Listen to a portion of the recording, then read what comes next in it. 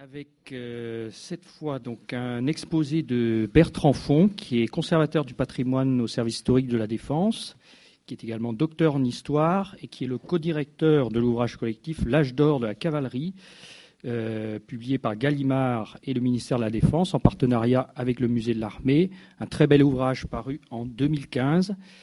Et Bertrand Font nous parle de la cavalerie au XVIIe siècle, le XVIIe siècle, l'évolution des emplois tactiques et opérationnels de la cavalerie. Merci.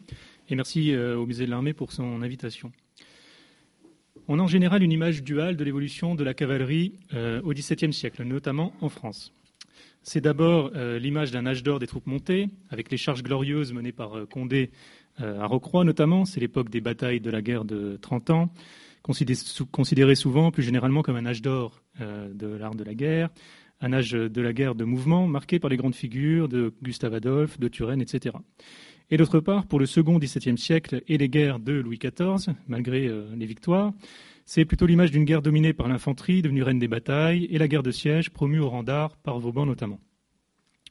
D'un côté donc une guerre flamboyante, où le panache individuel et la charge à l'arme blanche ont encore toute leur place, et de l'autre une guerre plus rationnelle, voire plus scientifique, faite de sièges davantage que de batailles, menée par des généraux de moindre envergure, pour la plupart, et marquée par un déclin inexorable de la cavalerie.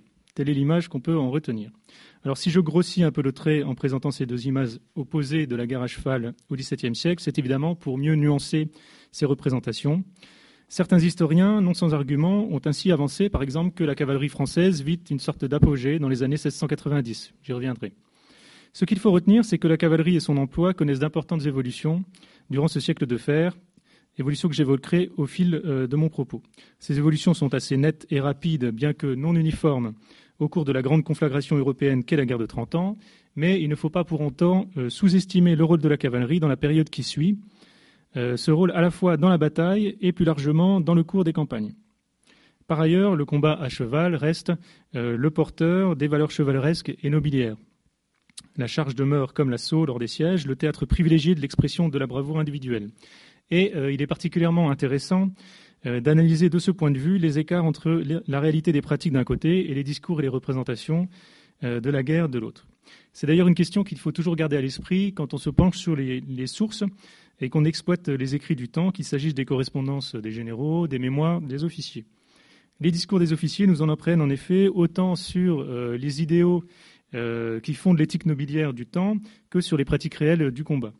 Et je profite de ce petit détour du côté des sources pour signaler toute la richesse des archives qui documentent l'histoire de la cavalerie, conservée notamment au service historique de la Défense au château de Vincennes, à partir de cette époque, à partir du XVIIe siècle, même si les archives sont moins précises pour le XVIIe siècle que pour le XVIIIe siècle en ce qui concerne l'administration des troupes, les effectifs, la gestion des carrières, etc. De même que les débats théoriques sont moins nourris au XVIIe siècle qu'au XVIIIe siècle, puisque au XVIIe siècle, on combat davantage qu'on ne publie. Le corpus réglementaire est encore maigre à cette époque, et même s'il n'existe pas de doctrine d'emploi officiel de la cavalerie, on arrive tout de même à se faire une idée relativement précise de l'évolution des modes d'action de la cavalerie, en croisant les sources archivistiques, mais également les sources imprimées, l'iconographie et les objets qui sont conservés, par exemple ici même, au musée de l'Armée. Et je pense, et j'espère que l'iconographie de l'ouvrage L'âge d'or de la cavalerie témoigne de toute cette richesse et de l'intérêt de confronter ces sources. Alors, quelle est la situation de la cavalerie au début du XVIIe siècle ? Elle a été présentée fort bien par Olivier Renaudot. On n'a pas une cavalerie, mais plusieurs, servant de différentes manières, avec un armement adapté à différents usages et issu de plusieurs traditions différentes, comme c'est illustré par le traité de l'art militaire à cheval de Wallhausen, que l'on a déjà présenté. Vous avez ici une planche avec les 4 sortes de la cavalerie, donc les lanciers, les corazes, les cuirassiers, les arquebusiers et les dragons. Les dragons qui apparaissent à cette époque. Donc encore des cavaliers qu'on voit ici lourdement armés. Au moment de la guerre de 30 ans, on trouve en France la cavalerie lourde, c'est-à-dire la gendarmerie, qui descend des compagnies d'ordonnance, donc gendarmes qui ont abandonné la lance mais restent relativement bien armés défensivement. Ils sont organisés en compagnies, 16 compagnies rattachées à la maison militaire du roi qui recrutent essentiellement parmi l'aristocratie. Et on a à côté de ça la cavalerie dite légère, donc pour distinguer cette cavalerie de la cavalerie lourde de la gendarmerie, qui est la cavalerie de ligne de l'époque. C'est le gros des troupes, et c'est cette cavalerie légère qui va être enrégimentée et former les premiers régiments de cavalerie à partir de 1635, puis de manière plus pérenne à partir de 1638. Et ces cavaliers combattent à l'épée surtout, en abandonnant progressivement la cuirasse. Donc l'usage de l'épée est évidemment une évolution très, très importante.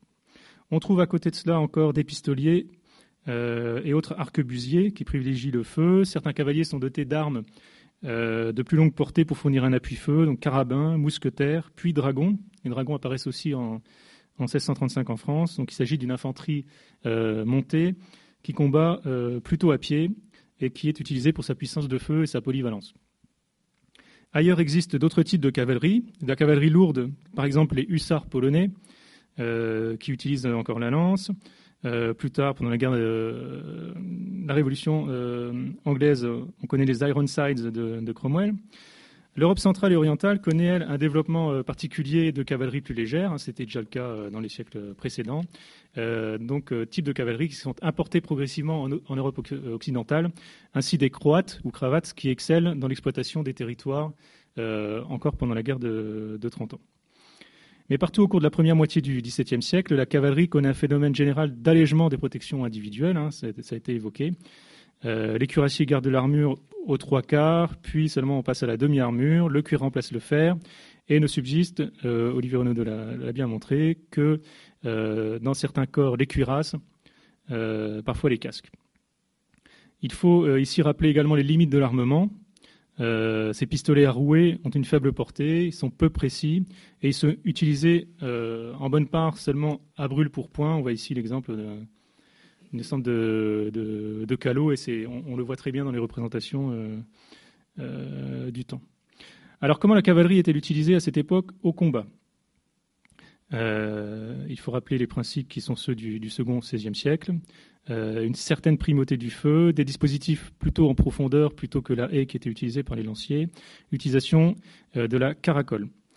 Henri IV déjà s'efforce de se libérer du carcan du feu pour redonner un certain élan à sa cavalerie. Il diminue le nombre de rangs des cavaliers, intercale cavaliers et fantassins pour tenter d'exploiter la mobilité et la force de choc de la cavalerie. On a donc à cette époque une assez grande diversité des pratiques qu'on voit à l'œuvre, par exemple à la bataille de Kirchholm en 1605, donc qui oppose les Polono-lituaniens aux Suédois. Les Suédois sont vaincus, alors que les Polono-lituaniens utilisent toute la force de choc de la cavalerie. On voit ici des troupes qui chargent, alors que les Suédois privilégient plutôt, les cavaliers suédois privilégient plutôt le feu. Pour autant, ces évolutions sont encore en devenir lorsqu'éclate la guerre de 30 ans, qui correspond à un moment de changement dans la morphologie de la charge, qui a été analysé très bien par Frédéric Chauviré dans son Histoire de la cavalerie. Dans les années 1620, certains pratiquent la caracole, donc c'est l'exercice de pratiquer un tir ligne par ligne, une ligne tirant puis reprenant place à l'arrière de l'escadron. Donc, tandis que d'autres privilégient le choc. Frédéric va me dire qu'il y a des différentes façons de mener la caracole, mais je laisserai le signaler tout à l'heure. Le prince d'Anhalt, officier de l'armée protestante qui a été vaincu à la bataille de la Montagne Blanche en 1620, donne un témoignage assez intéressant sur cette bataille qui a été très bien analysée par Olivier Chaline. Il écrit « Une de nos plus grandes imperfections a été que la plupart de nos troupes de cavalerie ne sont pas voulues bien mêlées, comme je le récite devant prêcher souvent en rejetant la mauvaise coutume de caracole. Il faut haïr cette coutume d'aller à la charge sans bien se mêler, comme la peste. » Donc on voit qu'on a à cette époque des avis divergents sur la caracole, l'usage du feu ou l'intérêt du choc et de l'arme blanche. Il faut attendre en fait les années 1630 pour que ces évolutions se généralisent et qu'on revienne plutôt à l'utilisation de l'arme blanche et du choc. C'est le roi de Suède, Gustave Adolphe, qui est généralement vu comme le principal restaurateur de la charge de cavalerie à cette époque. On le voit ici donc sur une représentation de la bataille de Breitenfeld en 1631. Il a été formé dans les guerres contre la Pologne Il promeut le choc à l'arme blanche au galop si possible, avec une utilisation minimale du feu. Les cavaliers suédois sont armés de 2 pistolets. Ils ont pour arme principale leur épée. C'est une cavalerie relativement légère. Gustave Adolphe, comme l'avait fait un peu Henri IV, réduit la profondeur des corps de cavalerie, qui ne chargent plus en haie, mais en formation plus réduite, avec un nombre de rangs réduit à 4 rangs, voire 3 rangs, pour favoriser la manœuvrabilité. 3 rangs, ce sera un petit peu la norme pour le XVIIe siècle. Pour la suite du XVIIe siècle. Donc sa cavalerie est appuyée aussi d'infanterie. Donc il articule très bien la cavalerie avec des corps d'infanterie pour permettre une utilisation du feu et donc une certaine désorganisation des troupes adverses.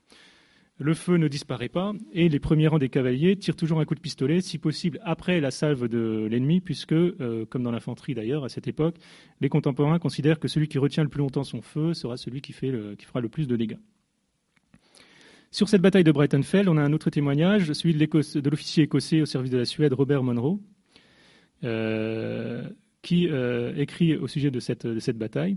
Les cavaliers des 2 ailes se chargèrent furieusement. Nos cavaliers, avec la résolution de ne pas tirer sur l'ennemi jusqu'à ce qu'il ait fait sa décharge en premier. Puis, à une courte distance, nos mousquetaires les accueillirent avec une salve. Alors nos cavaliers déchargèrent leurs pistolets et chargèrent à l'épée. Donc on a bien l'usage en 2 temps du pistolet, puis de l'épée pour la mêlée. Alors, si Robert Monroe évoque les cavaliers placés sur les 2 ailes, c'est qu'à cette époque se met en place un dispositif tactique appelé à une longue tradition, appelé à devenir le modèle canonique de l'ordre de bataille à l'âge classique, à savoir la distribution de l'armée sur 2 lignes, avec la cavalerie sur les ailes et l'infanterie au centre. C'était le cas, par exemple, à Rocroi, comme on le voit ici. On aboutit ainsi à ce qu'on appelle la bataille d'ailes, qui voit les lignes d'infanterie s'affronter face à face au centre, tandis que les ailes de cavalerie s'affrontent en espérant pouvoir prendre le dessus sur la cavalerie adverse et ensuite se retourner contre l'infanterie en la prenant en flanc ou sur les arrières. Et la cavalerie a ensuite pour objectif de mener la poursuite et d'achever le combat. Donc ici, on voit bien pour Rocroi, l'armée française en bas, sur 2 lignes, avec une réserve, et l'infanterie au centre, la cavalerie aux ailes où se trouvait à l'aile droite, parce que c'était la place d'honneur, le prince de Condé. Donc Condé qui mène les charges victorieuses, comme le faisaient les généraux de l'époque. Donc d'abord un combat de cavalerie contre cavalerie, puis de cavalerie contre infanterie, c'est-à-dire contre les mousquetaires, les piquiers des fameux tercios espagnols. Un combat qu'on peut représenter par ce tableau de Peter Mollener qui date plutôt du milieu du XVIIe siècle, où on voit tout de même une troupe de cavaliers essayer d'affronter le mur de fer et de bois que représentent les lances et les coups d'arquebuse. Donc on tente de jouer sur la mobilité de la cavalerie, sa capacité de rupture pour provoquer la décision et exploiter des brèches avec un amincissement progressif de l'ordre de bataille et des unités. Même si l'infanterie est devenue la reine des batailles, il ne s'agit pas de contester ici cette vérité, les effectifs de la cavalerie ne sont pas non plus négligeables. On compte 20 à 30% d'effectifs de cavaliers dans une armée, en général au début de la guerre de 30 ans. Il y a un sommet à Breitenfeld, puis on constate une certaine diminution des effectifs totaux des armées et une hausse de la part relative de la cavalerie. Dans les années 1640, on a des armées qui sont un peu moins nombreuses que dans les années 1630, mais plus maniables. Turenne, par exemple, n'aimait rien mieux que de combattre avec une armée de 20 000 hommes relativement légère, avec laquelle il pouvait manœuvrer comme bon lui semblait, sans avoir trop de lourdeur dans ses mouvements et la réunion des subsistances nécessaires pour son armée. À côté de ces évolutions sensibles, même si elles ne sont pas uniformes, le second XVIIe siècle ressemble à une période de stagnation pour la cavalerie. On ne note pas de percée conceptuelle ni de révolution doctrinale, mais ce n'est pas pour autant une période de déclin. Comme je le disais, on associe trop souvent les guerres de Louis XIV à la seule guerre de siège à la Vauban, et après la mort de Turenne et la retraite de Condé en 1675, on pense généralement que le temps des batailles flamboyantes est passé, et avec lui celui de l'âge d'or de la cavalerie. Pourtant, la cavalerie parvient à s'adapter à des mutations importantes dans les pratiques de la guerre qui marquent cette époque, et son rôle est loin de devenir négligeable, alors même que le feu des mousquets et des fusils domine de plus en plus le champ de bataille. La période est marquée, d'une part, par une hausse exponentielle des effectifs des armées qui deviennent alors réellement permanentes et qui ont des effectifs qui passent de l'ordre de 30-40 000 hommes donc pour le début du règne de Louis XIV, à 60 000, voire 80 000 hommes dans les années 1690 pour l'armée de Flandre, qui est alors la principale armée française. Donc ces armées sont obligées de marcher en plusieurs colonnes, 5, 6, voire 10 colonnes. Or, plus les fantassins sont nombreux, plus on a besoin de cavaliers pour éclairer et couvrir les armées et protéger les convois qui sont indispensables à la subsistance de ces armées. Dans les fonctions du capitaine de cavalerie, le sieur de Birac écrit en 1667, c'est un ouvrage qui sera réédité plus tard, « La cavalerie est si nécessaire dans une armée que c'est d'elle que dépendent ordinairement les bons succès de toutes les entreprises. C'est par son moyen qu'une armée est maîtresse de la campagne, si elle est plus forte en cavalerie que l'armée du parti contraire. D'ailleurs aussi, les troupes sont ravitaillées tous les jours, comme le sont aussi toutes les places, par le moyen des convois et fourrages, lesquels on ne saurait conduire en sûreté sans l'escorte de la cavalerie. » etc., etc. Et il explique aussi à quel point les cavaliers sont utiles pour ravager le pays ennemi avec les partisans. C'est le rôle des partis, ce qu'on appelle les partis, donc la petite guerre qui se développera encore au XVIIIe siècle, partis souvent composés de cavaliers. Et la cavalerie monte ainsi à 40% des effectifs des armées françaises, entre 30 et 40%, mais parfois plus de 40%, dans le cœur du règne de Louis XIV.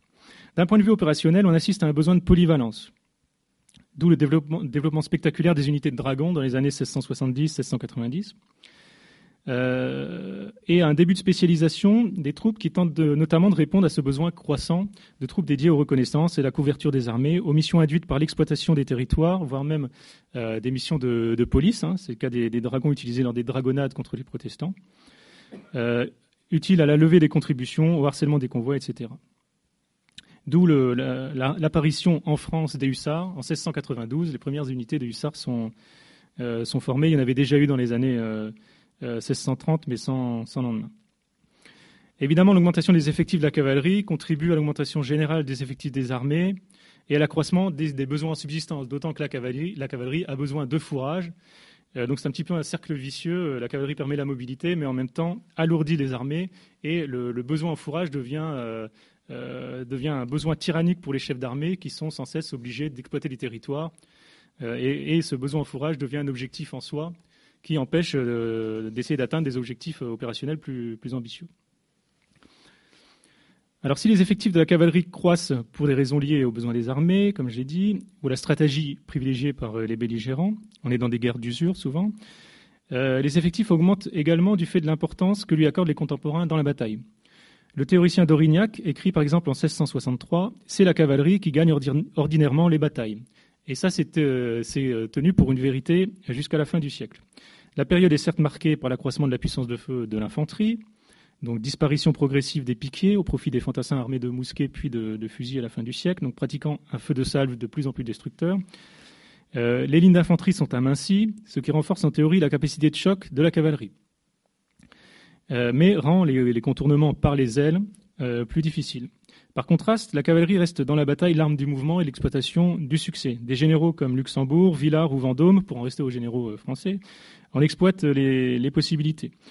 Et le modèle dominant reste la cavalerie aux ailes, sur 2 lignes, avec une réserve, et donc la bataille d'ailes. On a un exemple avec la bataille de Fleurus en 1690, donc victoire française, marquée par une admirable manœuvre de contournement, menée par le maréchal de Luxembourg qu'on voit ici sur un almanach, donc qui met en exergue, là encore, la cavalerie. Donc il parvient à contourner l'aile gauche adverse et à se retourner sur l'infanterie pour ensuite essayer d'entamer les derniers corps d'infanterie qui lui résistent pourtant de manière assez poussée. On a sur la fin de cette bataille un témoignage assez rare, assez extraordinaire d'un cavalier provençal, un cavalier français. Je vais citer parce que c'est assez intéressant. Il écrit « J'avons sur le Midi donné l'attaque générale aux ennemis, qui étaient des bougres, qui se faisaient chapeler, donc massacrer. Je les poursuivions et reculions, c'est-à-dire qu'il nous fallait bien battre. Ô mon père, si vous aviez vu ça, ce n'était pas une guerre, c'était un massacre qui vous ferait trembler.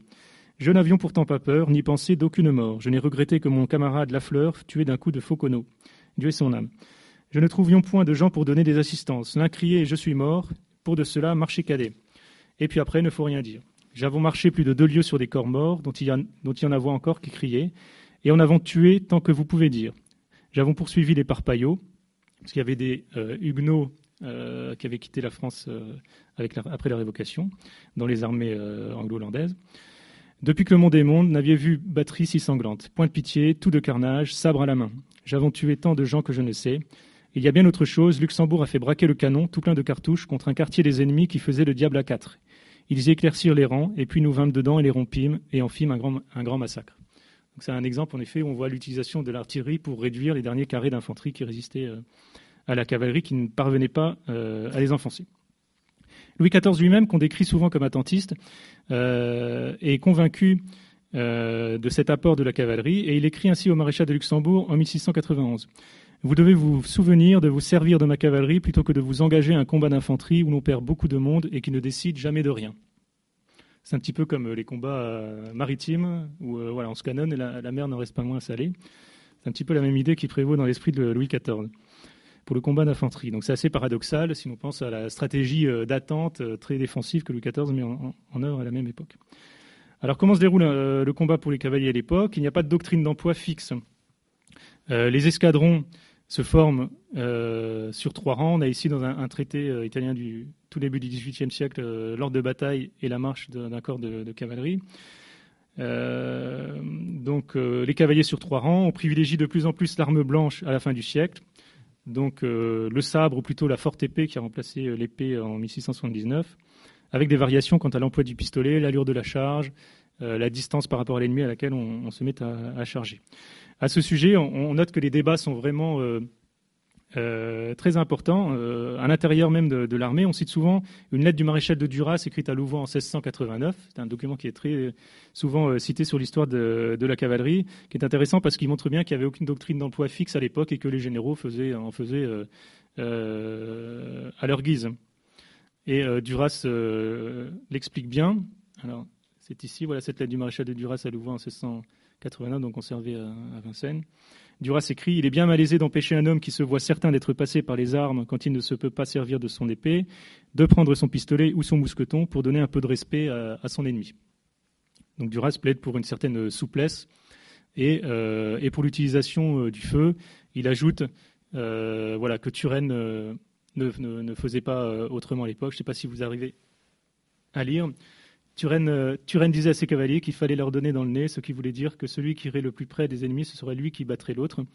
Voilà, mais il explique de même que, au sujet de ses cavaliers, tout ce que l'on peut insinuer aux troupes de sang, il n'y en a pas 2 qui l'exécutent. Comme ça, c'est clair sur les ambitions qui pouvaient être celles du commandement à l'époque par rapport aux pratiques réelles dans le combat.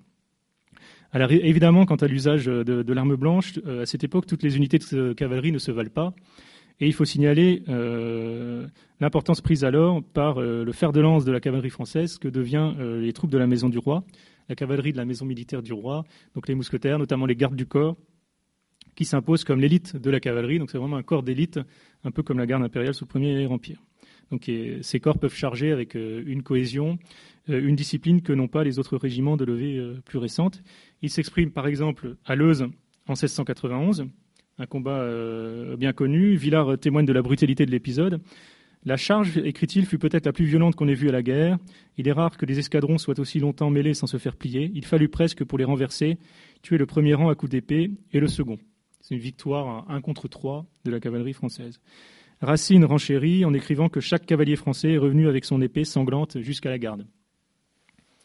Alors, c'est là un cas particulier, permis justement par la cohésion de ces gardes du corps et la qualité de ce corps, par rapport à d'autres troupes de cavalerie qui utilisent moins tout de même, qu'on ne pourrait le penser à la lecture de ce témoignage, l'arme blanche. Luxembourg lui-même, après le combat de Leuze, a souhaité que les gardes du corps soient renforcés par des carabiniers qui auraient permis d'avoir un soutien, un appui-feu plus important. Et Hervé de Révillon, quant à lui, a étudié les blessures des officiers français grâce aux archives des Invalides. Et il a constaté que dans les faits, la majorité des blessures pour les cavaliers sont dues au feu et non pas à l'arme blanche. Les armes blanches blessent beaucoup moins, même si les gardes du corps, les troupes de la Maison du Roi sont plus exposés. De même, Joël Coste, qui est un spécialiste de ces questions, a fait des statistiques à partir des registres d'entrée aux invalides et il estime que l'arme à feu représente entre 40 et 50% des blessures contre 25% pour l'arme blanche. Et encore, il faut compter 15% de blessures pour chute de cheval. Et ces blessures par le feu, elles sont surtout dues au feu de l'infanterie. Même si l'artillerie joue un rôle, peut parfois jouer un rôle important, on l'a vu pour Fleurus. Ici, je ne pense pas que vous parveniez à lire, mais c'est un exemple d'un registre d'entrée aux Invalides d'octobre 1693, après la bataille de Nervinden en 1693, qui est une victoire française, mais très chèrement acquise, durant laquelle la cavalerie a été exposée au feu de l'ennemi. Et en fait, tous les cavaliers que vous voyez sur cette page ont eu des membres arrachés par des boulets de canon, après le combat de Sainte-Croix, qui était le premier nom du combat de la bataille de Nervinden. Donc c'est assez intéressant. C'est un peu spécifique, puisque c'est quand même le feu de l'infanterie qui frappe les cavaliers plutôt que le feu de la cavalerie de manière générale. Alors, avec la guerre de succession d'Espagne et l'aboutissement d'un processus de linéarisation de l'ordre de bataille, la généralisation du fusil à baïonnette, le feu prendra encore une importance accrue et s'instaurera une certaine routine, voire un blocage tactique, ce qui fait que les capacités manœuvrières de la cavalerie ne seront plus guère mises à profit dans les affrontements où la puissance de feu jouera pour le coup un rôle encore accru. C'est du moins la lecture qu'on en a du côté français, puisque la guerre de succession d'Espagne compte un certain nombre de défaites. Il en va autrement du côté anglais, où Marlborough notamment, le prince Eugène, pour les impériaux, parviennent à exploiter les avantages de la cavalerie. Et pour la défaite de Blenheim en 1704, Saint-Simon donne ce témoignage au sujet des cavaliers français. Ils tirèrent, au lieu de charger l'épée à la main, ce que fit la cavalerie ennemie, qui avait auparavant coutume de tirer. Ainsi, l'un et l'autre changea son usage et prit celui de son ennemi, qui fut une chose très fatale. Donc il tente à expliquer les défaites par ce changement de doctrine de la cavalerie française. C'est aussi l'époque où Charles XII de Suède redonne un certain élan à sa cavalerie, mais je pense que Frédéric en parlera tout à l'heure. Alors je voudrais finir en revenant sur cette question du décalage entre les discours et les représentations. Le combat à cheval, on l'a dit, permet d'exprimer la valeur individuelle, incarne l'idéal chevaleresque. C'est encore vrai à cette époque. Il y a un préjugé favorable à la cavalerie chez les généraux, chez les officiers français, persuadés de la supériorité de la cavalerie française sur les cavaleries ennemies. C'est presque une question d'honneur national. Par contraste, l'infanterie française accuse progressivement un retard croissant par rapport à l'infanterie des Alliés, et de cela, les officiers français ne se préoccupent qu'assez tardivement. Boris Bouget pourrait en parler mieux que moi. Alors cette supériorité, elle est mise en jeu dans la petite guerre à petite échelle. Et les officiers français sont très heureux de noter à chaque fois que des parties de 20, 30 cavaliers français ont pris le dessus sur les cavaliers ennemis, puisque c'est tenu comme une préparation à des combats de plus grande ampleur. Et on juge que l'assaut correspond plus généralement aux qualités naturelles du soldat français, à l'opposé du flegme anglo-saxon, qui est favorable au feu. Donc on a des ethnotypes qui se mettent en place à ce moment-là. Dans les correspondances et les relations de combat, même non officielles, il y a un surinvestissement symbolique de la cavalerie qui donne à la cavalerie un rôle qui va au-delà de ce rôle en campagne, qu'il ne faut pas négliger, comme j'ai essayé de le montrer. C'est une période également de professionnalisation des militaires qui voit les cavaliers se plier également aux exigences de discipline de Louvois, de Louis XIV, donc aux transformations du métier des armes, une époque de structuration des carrières auxquelles se plient également les cavaliers. Donc on mobilise d'autant plus dans les discours le registre glorieux que dans les faits, la discipline tend à s'imposer et que la valeur individuelle devient secondaire par rapport à la cohésion du groupe. Je renvoie ici aux travaux d'Hervé de Révion qui a beaucoup réfléchi sur ces questions. Alors c'est intéressant de mettre ces évolutions au regard de la production picturale de la période. Le cavalier reste très présent au XVIIe siècle dans les représentations.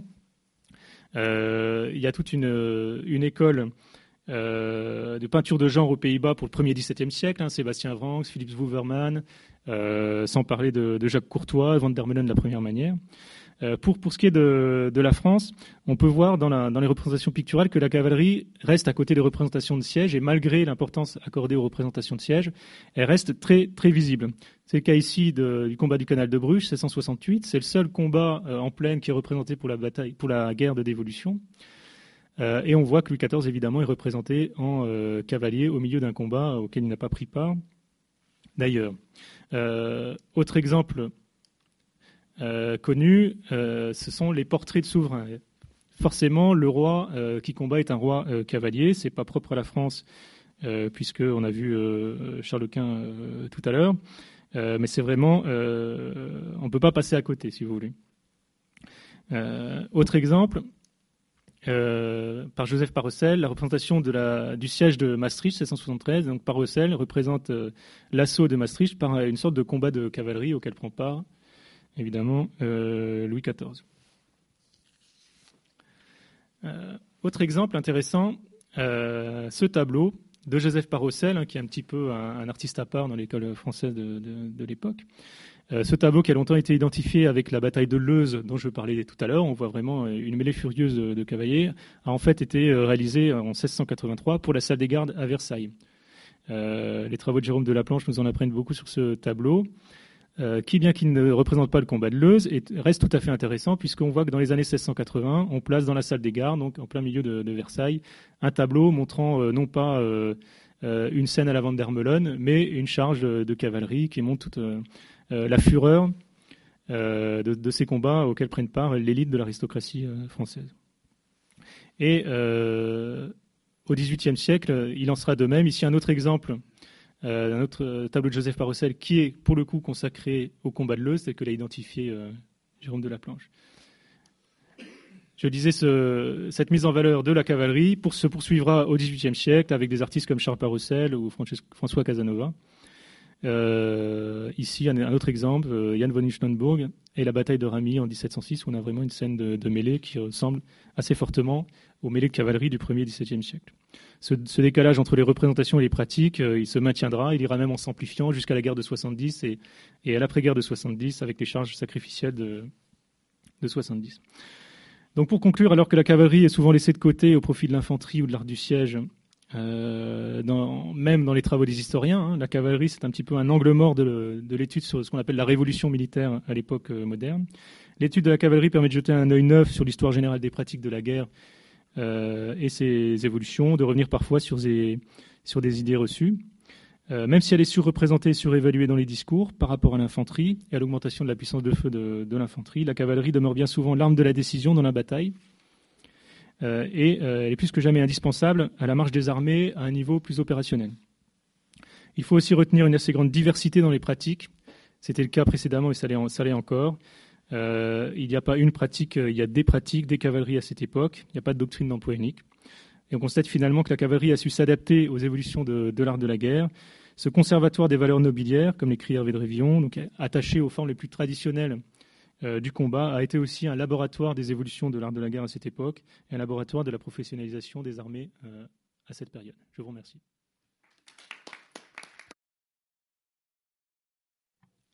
Merci à Bertrand Font pour ce tableau de la cavalerie au XVIIe siècle, ce siècle de fer. Est-ce que parmi les intervenants, il y a des questions pour Bertrand Font? Juste une remarque, c'est la permanence dans l'organisation des bataillons. Je dirais, Azincourt, Rocroi, même combat. Et puis évidemment toujours la querelle entre médiévistes et modernistes sur la révolution militaire, dont nous avons montré sans doute que les origines sont bien plus anciennes. On pourra en parler des heures, mais je pense qu'on serait d'accord. En tout cas, il y a une réelle constante, par contre, mais je pense qu'on va le voir aussi chez Frédéric, de cette surélévation de l'arme cavalerie, cette surélévation symbolique, en quelque sorte, qu'on trouve à l'époque médiévale, qu'on trouve au XVIe siècle, qu'on trouve au XVIIe siècle, où finalement le rôle réel tactique sur le champ de bataille et passe toujours en retrait par rapport à la dimension symbolique de cette arme et du caractère, cette espèce de continuité du caractère chevaleresque, en quelque sorte, de ses opérations. Ça, c'est quand même assez... c'est-à-dire cette espèce de... On ne peut pas dire que c'est un autisme des états-majors, mais en tout cas une sorte de focus qui est toujours jeté sur la cavalerie au détriment, finalement, de ce qui fait la bataille, en quelque sorte.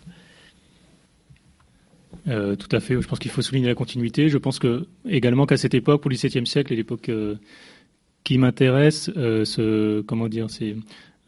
cet impensé collectif n'a pas forcément nui à l'efficacité des armées sur le champ de bataille, tout du moins jusqu'à à cette époque-là dans le cas français, même si on pourrait en débattre, mais je pense que effectivement la cavalerie permettait tout de même de remporter des avantages qui étaient difficiles d'atteindre avec les effectifs de l'infanterie de l'époque qui étaient en croissance, qui étaient frappées par une croissance notable qui rendait les batailles peu exploitables quand même elles étaient victorieuses.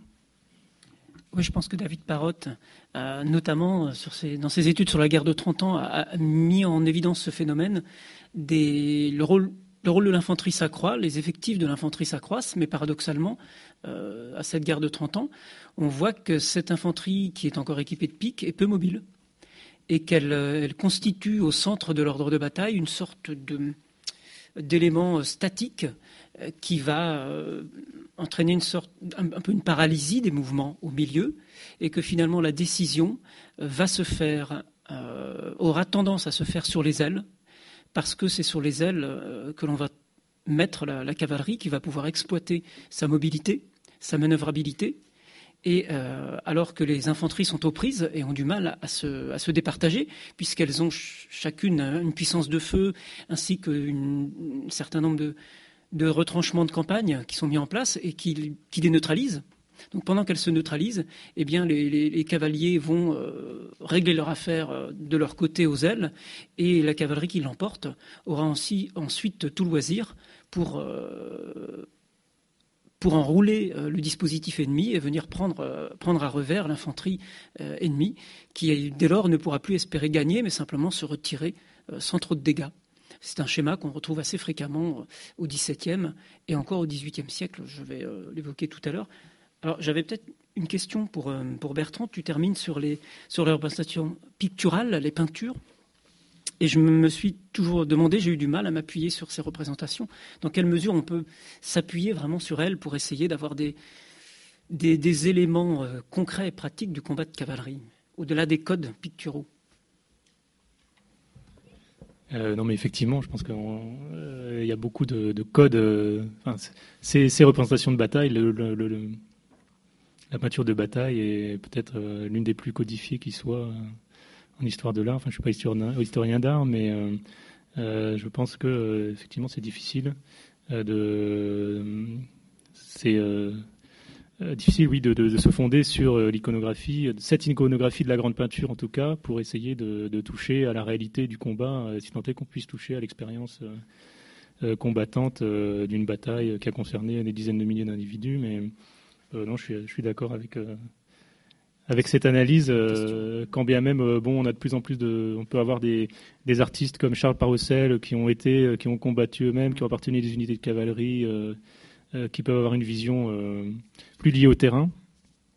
Il y a des estampes qui peuvent nous sembler plus riches documentairement que les tableaux très classiques de Van der Meulen, à la Van der Meulen par exemple, mais je pense qu'effectivement c'est une illusion de vouloir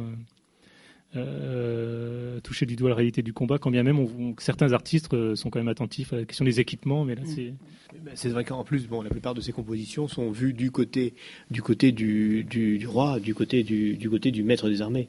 C'est-à-dire qu'évidemment, c'est d'ailleurs assez curieux parce qu'on voit quand même pas mal de représentations, je pense au XVIe siècle, où on voit des batailles au cœur de l'infanterie. C'est-à-dire qu'on voit vraiment des graveurs ou des peintres qui essayent de représenter des bataillons d'infanterie entremêlés, vraiment en train de combattre de l'intérieur, alors qu'au XVIIe siècle, on prend de la hauteur, mais on s'éloigne du champ de bataille.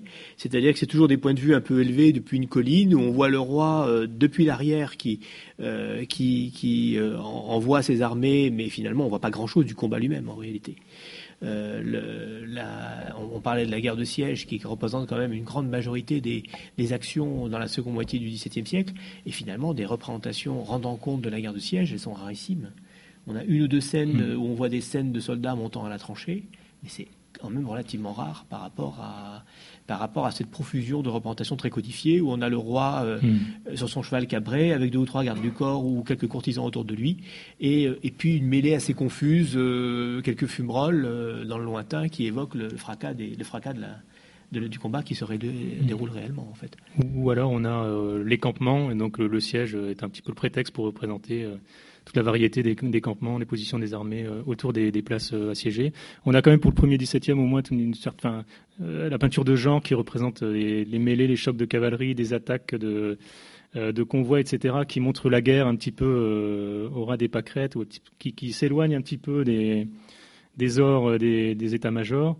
Et parfois, on a aussi des représentations des désastres de la guerre, hein, des attaques de villages. C'est aussi un genre en soi